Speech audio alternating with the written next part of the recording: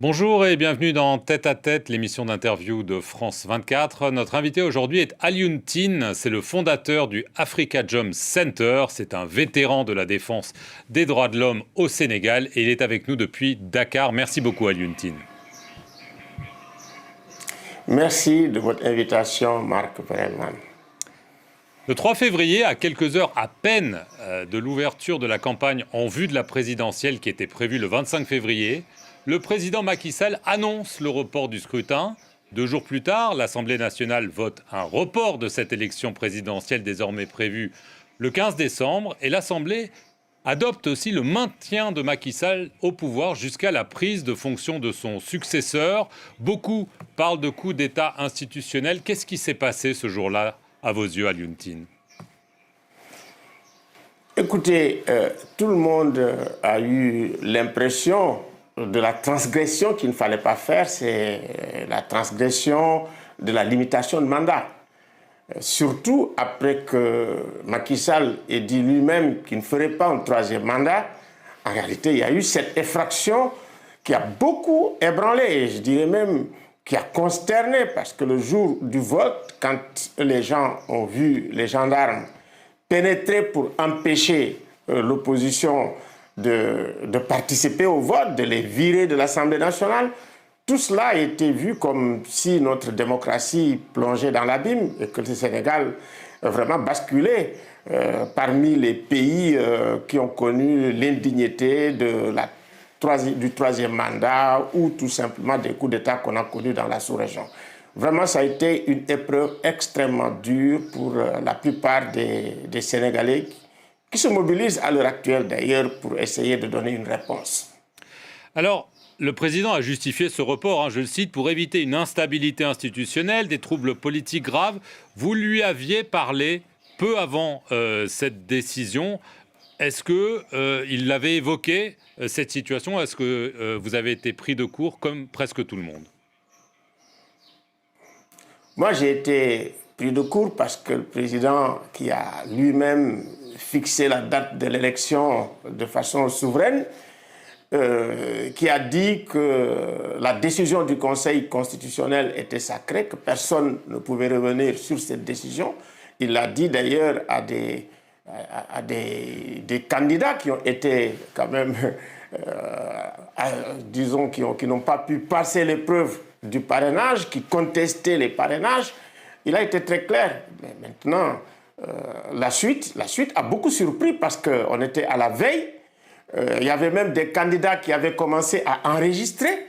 Mais il faut dire quand même que c'est un processus électoral totalement inédit, avec beaucoup de dysfonctionnements, quand même, avec la marque d'une administration acquise pratiquement au parti au pouvoir, qui a empêché à l'opposant Sonko de pouvoir s'inscrire, d'accepter les dossiers, d'accepter sa quittance, ce que d'ailleurs a condamné le Conseil constitutionnel. Donc tout au long, mais personne ne prévoyait cette brutale, comme on dit, cet arrêt brutal de la campagne électorale. Il me semble que ça a été un choc très dur, ressenti d'ailleurs par les principaux concernés, les 20 candidats qui avaient commencé leur campagne, mais un choc également pour la communauté internationale de voir un Sénégal qui bascule de façon assez banale quand même dans l'indignité, il faut dire démocratique, c'est cela qu'il faut appeler les choses par leur nom. Et bien sûr, les Sénégalais aussi, je n'ai jamais vu un régime d'ailleurs aussi isolé par l'ensemble des secteurs de l'opinion, que ce soit la société civile, les religieux, les syndicats et même le patronat. C'est unique, cette forme d'isolement. Jamais un président de la République n'a été aussi seul dans une décision qui a été vraiment contestée pratiquement à l'unanimité, y compris à l'intérieur vraiment de son propre parti et de sa propre coalition politique. Alors quel est son but? Parce que beaucoup pensent qu'il veut rester au pouvoir. Alors lui affirme qu'il ne s'agit que d'un report et il a à maintes fois depuis cette décision promis qu'il n'allait pas se représenter. Est-ce qu'on peut le croire ou est-ce que vous pensez que c'est une manœuvre pour se maintenir au pouvoir, peut-être en invoquant une situation insurrectionnelle? Il l'avait d'ailleurs dit qu'il n'hésiterait pas à prendre des mesures si cela se produisait. Je pense que ce qui est arrivé, c'est la peur de voir effectivement un autre candidat passer. C'est ce qui n'est pas normal quand on est dans une élection. On va dans une compétition électorale. Ce n'est pas parce que vous avez peur de perdre la compétition que vous allez tout annuler. J'ai l'impression que c'est ça qui est arrivé.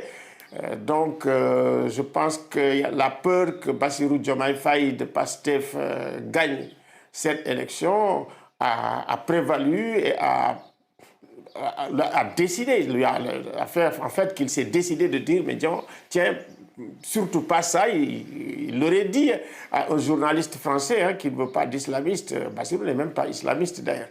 Mais je pense que c'est la peur de perdre l'élection et la peur effectivement que le pouvoir aille à PASTEF, ça c'est très clair. Alors, qu'est-ce qui peut se passer? Il a appelé à un dialogue. Un dialogue est-il possible? Un vrai dialogue est-il possible? Justement, vous avez parlé du PASTEF sans Ousmane Sonko. Moi, je pense qu'il faut créer des conditions objectives, subjectives, politiques qui permettent le dialogue. Et moi, ces conditions, c'est la libération de Sonko, la libération de Diomaye, la libération de tous les détenus politiques qui participent effectivement au dialogue de façon libre. Je pense que c'est ça qui serait une condition qui donnerait d'ailleurs une certaine crédibilité au dialogue politique. Si on veut une inclusion, c'est dès maintenant qu'il faut le faire, avoir le courage, l'audace de dire, bon, maintenant c'est sincère, on fait un dialogue politique inclusif, y compris avec quand même Ousmane Sonko. Ousmane Sonko, quand même, c'est l'homme politique le plus populaire. PASTEF, c'est un des partis quand même dominants depuis quand même le début de cette crise. C'est entre PASTEF, Ousmane Sonko et Macky Sall qui a été déçu. Donc, il faut aller vers ce qu'on pourrait appeler la réconciliation entre les Sénégalais. Il ne faut pas réconcilier les Sénégalais tant que Sonko et les autres détenus politiques sont en prison. Il faut les sortir, qu'ils participent au dialogue politique si vraiment on veut un dialogue inclusif et sincère. C'est ça la voie qu'il faut prendre avec courage. Alors certains ont évoqué, comme je l'ai dit, un coup d'État institutionnel. Est-ce que vous craignez un coup d'État militaire suite à la nouvelle situation créée par la décision du président? Écoutez, je pense que personne ne veut de coup d'État militaire. Et également, notre armée est une armée républicaine. Personne ne veut aussi de la violence. Mais les gens sont déterminés à lutter, à sortir dans la rue. Ça, c'est à faire des manifestations pacifiques. C'est pour ça que nous allons demander à l'État du Sénégal d'arrêter cette espèce de répression et de violence politique complètement décomplexée et une violence aussi complètement assumée par la gendarmerie, par la police. Nous n'avons jamais vécu une telle violence depuis 2000. Il faut que ça s'arrête. Donc, si les gens manifestent pacifiquement, on peut trouver une solution à la fin. Mais il faut que le pouvoir sache raison garder par rapport à cette question. Les gens vont se mobiliser, les syndicats, la société civile, les religieux, le privé. Il faut les laisser manifester leur colère par rapport à une situation qui est totalement inédite au Sénégal. Alors, est-ce que pour sortir de la crise, il y a une date importante, c'est le 2 avril. Le 2 avril, c'est la fin du mandat de Macky Sall. Est-ce que, par exemple, on pourrait imaginer que pour apaiser la colère que vous exprimez et qui s'exprime, il pourrait peut-être, à ce moment-là, partir à la fin de son mandat, laisser une transition au président de l'Assemblée nationale jusqu'aux élections désormais prévues en décembre. Est-ce que ça vous paraît acceptable ou est-ce qu'il n'y a pas de solution? Ce serait le moindre mal. c'est le tabou de la limitation de mandat. La limitation de mandat, c'est quelque chose d'intangible. S'il le respecte, il me semble qu'un consensus pourrait avoir lieu sur cette base. Ça, je pense que ce serait le réalisme, le pragmatisme politique. Et je pense que tout le monde se dit, à partir du 2 avril, qu'est-ce qui va arriver? Et il faut anticiper sur le 2 avril. Il faut commencer à travailler après le 2 avril. Et je pense que ce ne serait pas utopique de dire, bon, ben voilà, à partir du 2 avril, un consensus peut avoir lieu. D'autant plus que, quand même, Macky vient d'avoir un grand pare-feu, Souleymane Jules Diop, qui dit que Macky a préparé ses bagages, il va aller au Maroc. Mais bon, écoutez, je pense que c'est une bonne chose que cette annonce soit faite par Souleymane Jules Diop. Et que maintenant, qu'on se dise, après le 2 avril, il faudrait trouver un consensus pour, d'abord, reconstruire le Sénégal. C'est important, reconstruire et refonder les institutions de la République qui ont quand même subi des tensions, des conflits entre elles. On a besoin de redresser, on a besoin de soigner, on a besoin de réconcilier.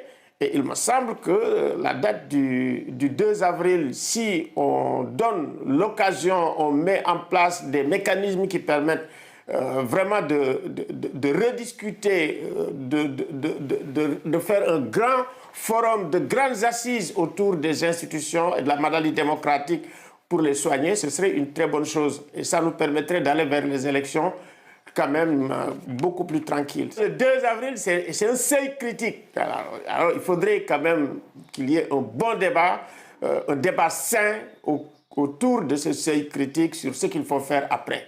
Ça, c'est important. Alioune Tine, le fondateur du Africa Jom Center, merci beaucoup d'avoir répondu aux questions de France 24 depuis Dakar au Sénégal. Et merci à vous d'avoir regardé cette émission sur nos antennes.